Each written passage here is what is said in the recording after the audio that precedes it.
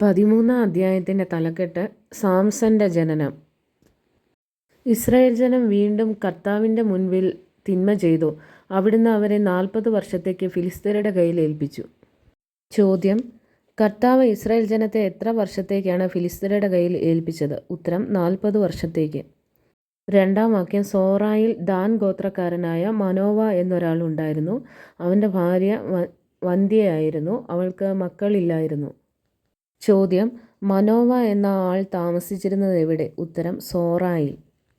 ചോദ്യം: മനോവ ഏതു ഗോത്രത്തിൽപ്പെട്ടവനായിരുന്നു? ഉത്തരം: ദാൻ ഗോത്രം. മൂന്നാം വാക്യം: കർത്താവിൻ്റെ ദൂതൻ അവൾക്ക് പ്രത്യക്ഷപ്പെട്ടു പറഞ്ഞു, നീ വന്ധ്യയാണ്, നിനക്ക് മക്കളില്ല, നീ ഗർഭം ധരിച്ച് ഒരു പുത്രനെ പ്രസവിക്കും. ചോദ്യം: നീ വന്ധ്യയാണ്, നിനക്ക് മക്കളില്ല, നീ ഗർഭം ധരിച്ച് ഒരു പുത്രനെ പ്രസവിക്കും. കർത്താവിൻ്റെ ദൂതൻ ആരോടാണ് ഇപ്രകാരം പറഞ്ഞത്?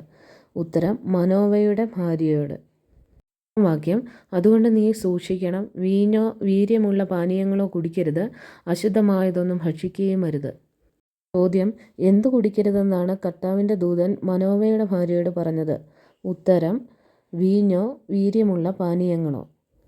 എന്ത് ഭക്ഷിക്കരുതെന്നാണ് കർത്താവിൻ്റെ ദൂതൻ മനോവയുടെ ഭാര്യയോട് പറഞ്ഞത്? ഉത്തരം: അശുദ്ധമായതൊന്നും.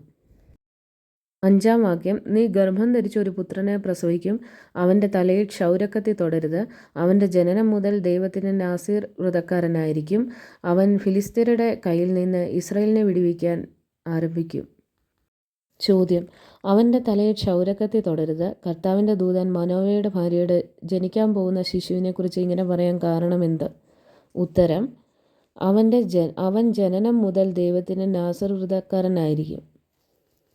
ഈ വീഡിയോ നിങ്ങൾക്ക് ഉപകാരപ്രദമാകുന്നുണ്ടെങ്കിൽ ലൈക്കും ഷെയറും സബ്സ്ക്രൈബും ചെയ്യാൻ മറക്കല്ലേ.